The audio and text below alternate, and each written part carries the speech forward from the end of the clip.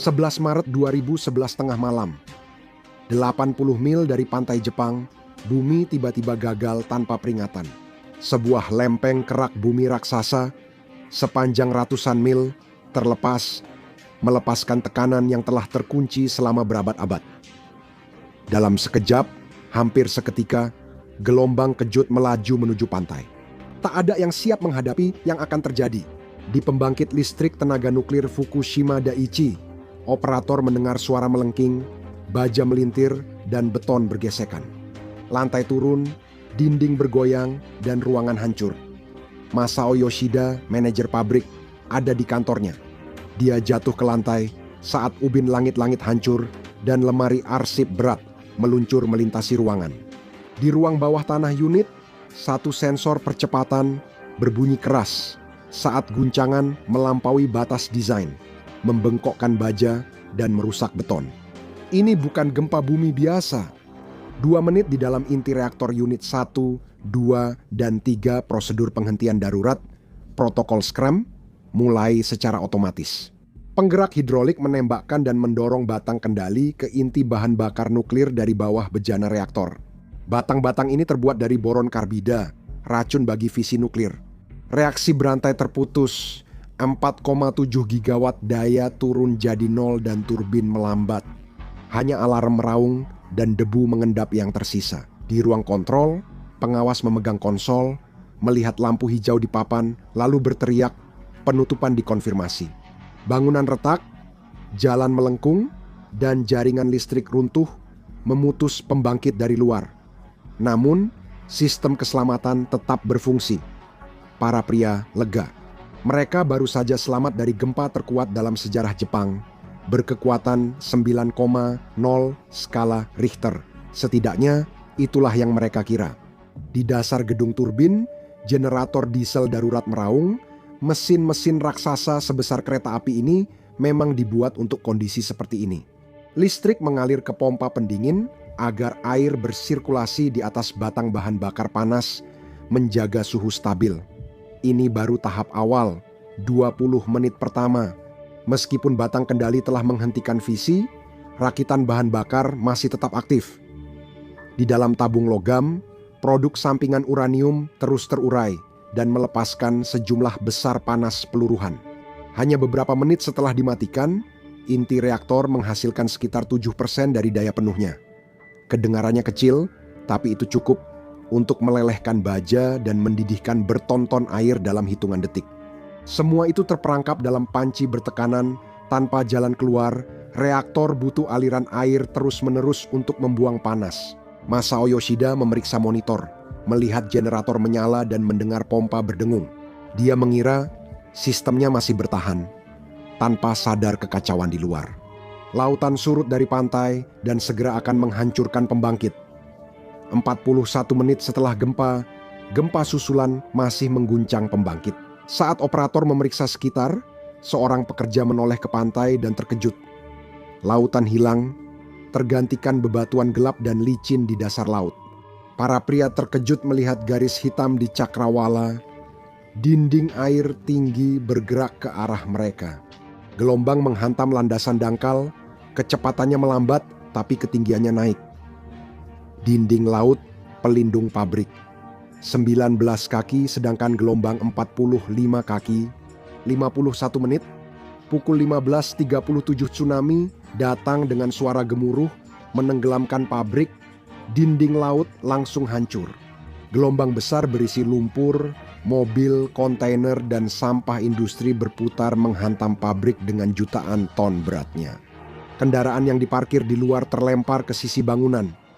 Air naik ke tebing, menerjang gedung turbin, menghancurkan pintu baja, lalu mengalir ke saluran masuk.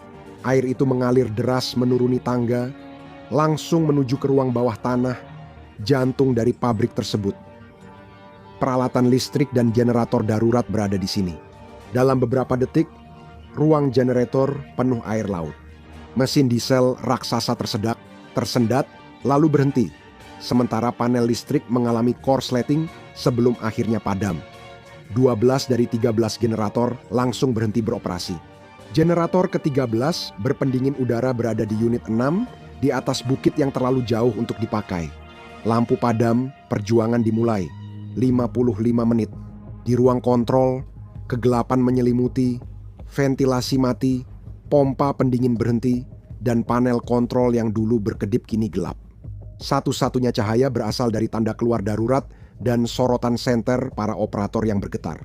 Keheningan yang berat dan menakutkan menyelimuti, hanya dipecahkan oleh suara napas para pria dan suara tetesan air yang terdengar dari kejauhan.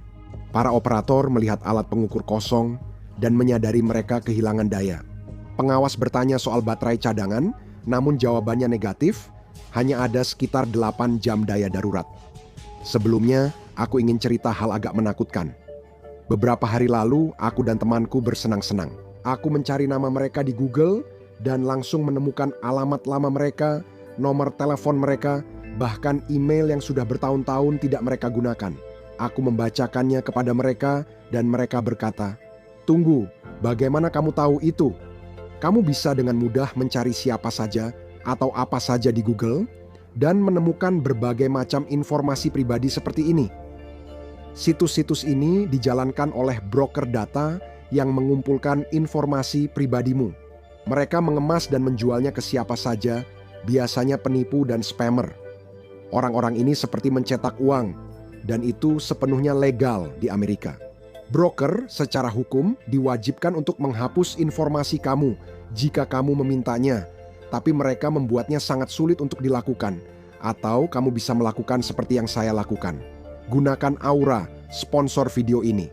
Aura menemukan broker data yang membocorkan data kamu dan mengajukan permintaan penghapusan. Dalam beberapa minggu, datamu tidak lagi muncul di situs mencurigakan saat kamu mencari namamu. Aura juga akan terus memantau dark web dan memberi saya peringatan. Jika mereka menemukan informasi pribadi saya terekspos, mereka akan segera memberitahu saya jika ada yang mencoba menggunakan informasi ini untuk mengakses akun kredit atau rekening bank saya. Mereka juga memberi asuransi pencurian identitas hingga $5 juta jika terjadi hal terburuk. Mereka punya VPN kelas dunia yang membuat saya bisa berselancar dan belanja dengan aman dari mana saja. Apakah VPN Anda juga punya semua fitur itu? Mungkin tidak. Coba kunjungi tautan saya. Aura.com/infografis untuk mencoba gratis selama 14 hari. Itu akan cukup waktu bagi Aura untuk menemukan broker data mana yang menjual informasi Anda dan mulai mengajukan permintaan opt-out atas nama Anda. Mereka mengalami pemadaman stasiun. Tanpa listrik arus cakap pompa tidak bisa berjalan. Dan tanpa pompa, air berhenti bergerak di dalam bejana tekanan reaktor unit, satu sirkulasi pun terhenti. Sekarang, setiap menit dan jam sangat berarti. Operator bergegas ke parkiran, mencari mobil yang belum tersapu air. Mereka melepas aki dari mobil, menyeretnya melewati lumpur dan puing ke tangga gelap, lalu menghubungkannya ke panel kontrol dengan penjepit buaya, berharap ada satu pembacaan. Alat pengukur level air reaktor menyala, menandakan kabar buruk. Level air di unit 1 turun, air mendidih dan menjadi uap. Tekanan bejana naik drastis. Mereka mencoba menyalakan kondensor isolasi, sistem keselamatan pasif. Ini hampir seperti radiator raksasa, di mana uap akan naik, berubah kembali menjadi air, dan menetes kembali ke bawah tanpa memerlukan pompa. Mereka membuka katup manual, suara uap menandakan tekanan turun. Berhasil, tapi hanya sebentar. Pelatihan mereka membuat mereka tahu reaktor tak boleh didinginkan terlalu cepat agar logamnya tidak rapuh dan retak. Operator mengikuti prosedur standar dengan menutup katup untuk membatasi pendinginan dan berencana membukanya kembali beberapa menit kemudian. Namun, saat dicoba dibuka, tidak ada reaksi. Listrik arus searah, baterai katup habis, katup tetap tertutup, kondensor isolasi mati, dan unit 1 terisolasi 2 jam. Pukul 16.46. Panas di dalam unit 1 naik melewati 2000 derajat Fahrenheit.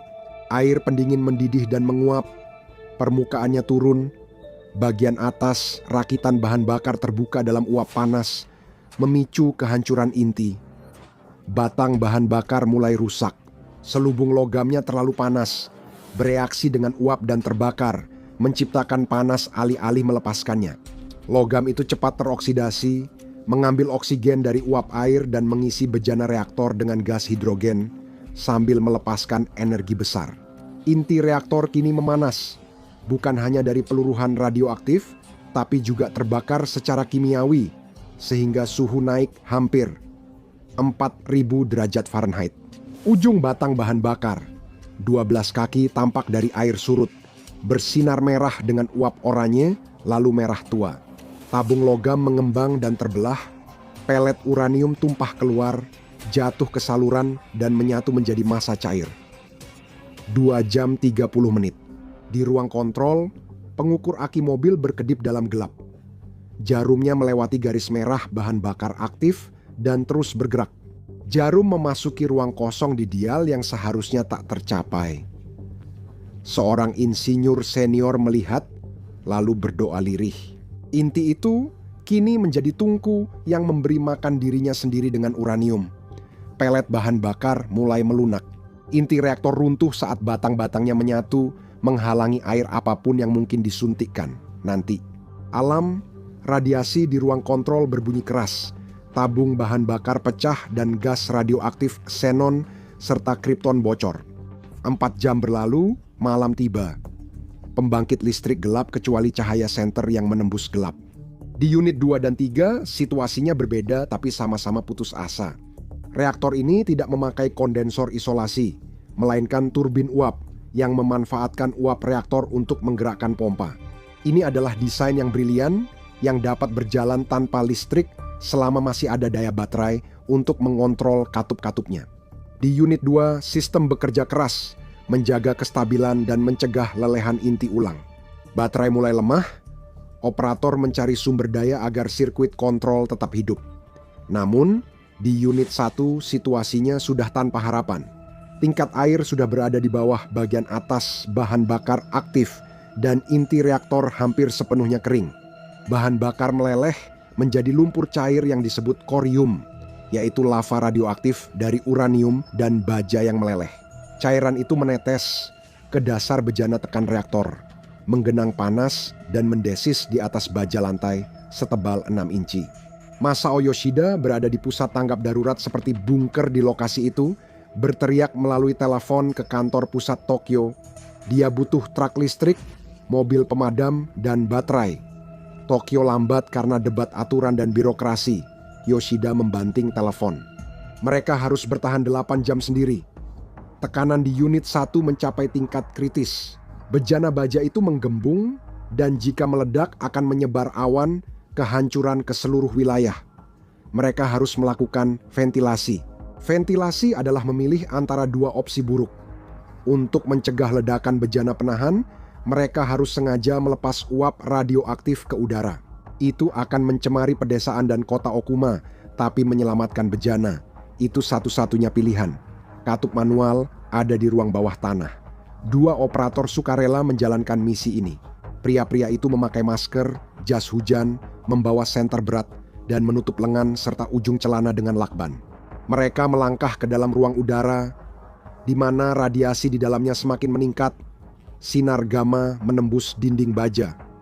Panasnya sangat menyengat dan udara terasa sangat lembab. Mereka tertatih-tatih melewati puing-puing, menavigasi labirin pipa. Ketika mereka sampai di jembatan besi, alat pengukur radiasi melonjak ke tingkat yang berarti kematian pasti. Dalam hitungan menit, mereka berusaha keras memutar roda untuk membuka katup, tapi katup itu macet. Tekanan udara yang dibutuhkan untuk membantu membuka katup sudah hilang. Mereka mendorong sekuat tenaga, berteriak di balik masker, keringat perih di mata, tapi katup tetap tak bergerak. Kalah, mereka mundur tertatih melewati air hitam setinggi lutut yang bau besi panas dan rumput laut. 8 jam 30 menit. Meteran radiasi kini berbunyi melengking tanpa henti. Senter seorang relawan mati, dan dalam gelap, sesuatu menyentuh betisnya. Beberapa jam kemudian, dia sadar itu kabel 400 volt terputus di ruang udara. Mereka ambruk dan muntah dalam masker hingga ventilasi tersumbat. Ketika akhirnya mereka melepas masker itu, udara terasa seperti darah dan tembaga terbakar. Yang lebih muda dari keduanya menatap rekan kerjanya, Beban situasi ini mulai terasa bagi mereka. Pria yang lebih tua tidak berkata apa-apa. Dia mengeluarkan sebatang rokok dengan tangan gemetar, dan dalam kegelapan, bara rokok itu menjadi satu-satunya cahaya untuk sesaat. Jam ke-11, 12 Maret. Di luar pabrik, jalanan kacau. Ribuan mobil macet, orang-orang melarikan diri sambil membawa hewan peliharaan dan anak-anak. Tidak ada info tentang parahnya situasi. Stasiun radio lokal memutar musik tenang dan peringatan samar. Di pabrik, situasi memburuk. Radiasi meningkat di ruang kontrol, operator kini memakai masker di meja. Meski udara sudah disaring, sinar gamma tetap menembus dinding. Di unit 1, lava radioaktif telah meleleh menembus pelat baja dan kini merusak bagian bawah bejana reaktor. Operator kalah saat mencoba menyelamatkan unit 1 tanpa tahu bahwa pertempuran akan makin besar. 15 jam, pukul 5.46 pagi, matahari terbit di atas kehancuran total. Puing tsunami berserakan, lumpur menutupi jalan. Di unit 1 tekanan kritis dan bejana penahan berderit. Pemerintah Jepang mulai menyadari besarnya bencana dan memperluas zona evakuasi hingga 10 km akhirnya ada terobosan. Kompresor udara sementara digunakan untuk menekan cukup tekanan ke pipa hingga katup ventilasi terbuka. Asap putih mengepul dari cerobong unit 1, tetapi para operator telah membuat kesalahan fatal.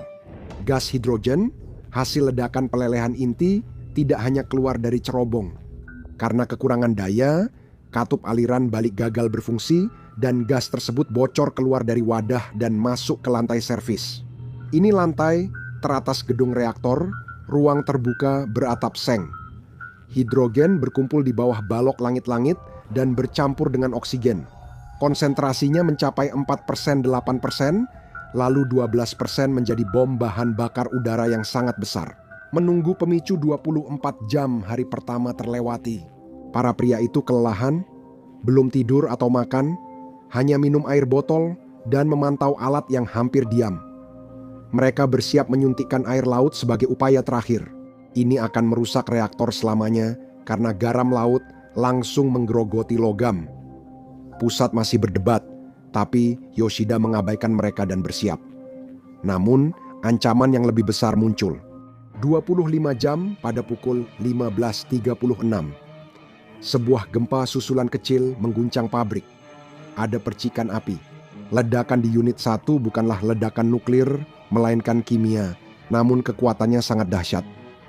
Seluruh atap beton gedung reaktor terlempar ke udara dan hancur. Kerangka baja lantai atas melintir seperti pretzel. Gelombang kejut memecahkan jendela gedung administrasi, meski jaraknya bermil-mil jauhnya. Di layar monitor, para operator melihat asap mulai menghilang. Lalu mereka menyadari bahwa gedung itu tinggal kerangka saja. Ledakan itu memutus selang yang baru dipasang untuk menyuntikkan air dan menghancurkan satu-satunya generator yang berhasil dinyalakan. Tingkat radiasi di luar melonjak dan puing-puing yang sangat radioaktif tersebar di tanah. Tingkat dosisnya naik ke level yang membuat lingkungan luar menjadi mematikan. Pekerja kini berjuang di ladang ranjau radioaktif. 40 jam, 13 Maret, unit 1 hancur. Bahaya makin meluas saat unit 3 juga jatuh. Unit ini menggunakan bahan bakar khusus yang mengandung plutonium, membuat bahan bakarnya lebih panas dan radiasinya lebih beracun. Sistem pendingin berjalan dengan uap, tetapi menggunakan air dari reaktor. Saat tingkat air menurun, sistem ini mati secara otomatis untuk melindungi dirinya sendiri. Operator mencoba menyalakan kembali, tapi gagal. Mereka juga gagal saat memakai pompa uap. Tekanan di unit 3 mulai meningkat, mengikuti jalur yang sama seperti unit 1 tetapi kali ini lebih cepat. Bahan bakar mulai meleleh dan hidrogen menumpuk. Yoshida tahu apa yang akan terjadi dan berteriak kepada para pekerja untuk segera menjauh dari area tersebut. Para pekerja berlari mencari perlindungan, tetapi tidak ada tempat bersembunyi dari ledakan sebesar ini. 52 jam, 14 Maret, pukul 11.00, satu ledakan unit 3 membuat ledakan unit 1 tampak seperti petasan. Hidrogen telah meledak jauh di dalam gedung, menciptakan ledakan vertikal yang mengirimkan awan jamur asap hitam dan abu-abu membumbung ribuan kaki ke udara. Bongkahan beton besar, ada yang seukuran mobil, terlempar dan menimpa gedung turbin. Mobil pemadam hancur tertimpa beban, memutus jalur air unit 2. Unit 2 bertahan berjam-jam dengan pompa uap, prestasi teknik. Namun, puing unit 3 merusak jalur pendingin hingga pompa mati. Unit 2 meleleh tanpa meledak. Ledakan sebelumnya membuat lubang di gedung unit 2 sehingga hidrogen keluar secara alami. Unit 2 mengalami kebocoran. Bagian bawah wadah jebol, bahan bakar cair menembus baja dan beton. Awan tak terlihat masuk ke tanah dan udara, mencemari tanah dan langit, hampir terbakar. Selama 72 jam, unit 4 tidak beroperasi dan tanpa bahan bakar, sehingga seharusnya aman, namun sistemnya saling terhubung. Pipa ventilasi dari unit 3 yang meleleh berbagi cerobong asap yang sama dengan unit 4. Gas hidrogen dari unit 3 dilepaskan dan sebagian mengalir diam-diam ke gedung unit 4. Berkumpul di sana pada pukul 6.14 pagi. Pada 15 Maret unit 4 meledak dan menghancurkan lantai atas, memunculkan ancaman baru. Di lantai atas unit 4 ada kolam air berisi lebih dari 15.000 batang bahan bakar bekas. Batang-batang lama ini masih panas dan tanpa atap, air kolam mulai mendidih lalu menguap ke langit. Jika kolam kering, batang logam terbakar dan asapnya membawa banyak material radioaktif. Menuju selatan ke Tokyo, Perdana Menteri diberitahu bahwa jika kolam unit 4 terbakar, evakuasi Tokyo dan 30 juta orang harus dilakukan. Itu misi tanpa jalan kembali, butuh relawan. 96 jam hingga 16 Maret radiasi sangat tinggi, manusia tak bisa mendekati gedung-gedung itu. Ruang kontrol secara berkala ditinggalkan saat dosis radiasi melonjak. Yoshida tetap tidur di bawah mejanya di bunker, merokok tanpa henti, setelah menerima kenyataan bahwa kemungkinan besar dia tidak akan pernah meninggalkan tempat ini. Mereka harus mengisi air ke kolam unit 4, tapi mobil pemadam tak bisa mendekat karena radiasi tinggi. Helikopter militer CH-47 Chinook lepas landas, memasang ember besar yang biasanya digunakan untuk kebakaran hutan di bagian bawahnya. Mereka mencelupkan ember ke laut, lalu terbang ke reruntuhan berasap. Para pilot terbang ke dalam uap radioaktif, alat mereka berbunyi keras memberi peringatan, dan mereka hanya punya detik untuk membidikkan air. Bertonton air laut jatuh ke dalam kerangka terbuka unit 4. Sebagian besar air itu terbawa angin dan sebagian langsung berubah menjadi uap. Tetapi cukup banyak yang mengenai kolam sehingga suhu di permukaan tanah turun. Regu khusus Departemen Pemadam Kebakaran Tokyo, pemadam elit yang biasa menangani serangan kimia, tiba dengan truk khusus bermesin air dan parkir sedekat mungkin. Mereka mengarahkan nosel ke atas reruntuhan dan menyemprot air laut ke kolam, menembak membabi buta tanpa melihat target, berharap fisika membantu. Api padam, tapi air akan jadi ancaman baru yang tak terbendung. Hari ke-7, kabel listrik dipasang dari jaringan, tembaga tebal diseret manual lewat lumpur radioaktif. Pompa-pompa disambungkan kembali, air bersih mulai bersirkulasi. Suhu inti reaktor turun dari 4.000 derajat ke 900 derajat, lalu 200 derajat. Pelelehan berhenti ketika lava mendingin jadi batu kaca di dasar bejana. Keadaan darurat selesai, namun akibatnya masih ada. Fukushima kini terkendali, namun kerusakan sudah terjadi dan zona eksklusi dipenuhi kota hantu. Air tanah dari perbukitan terus mengalir ke laut, melewati ruang bawah tanah reaktor yang hancur, menyentuh bahan bakar yang meleleh dan menjadi radioaktif. Setiap hari, 400 ton air tercemar. Pendingin dipompa ke dalam tanah, menciptakan dinding es, sebuah lingkaran tanah beku sepanjang 1 mil di sekitar reaktor. Solusi ini putus asa tapi efektif. Ribuan tangki baja dibangun untuk menampung air tercemar. Pembersihan lokasi akan memakan waktu 30 tahun lagi. Robot harus memotong bahan bakar meleleh secara bertahap. Masao Yoshida meninggal akibat kanker pada 2013, 2 tahun setelah bencana.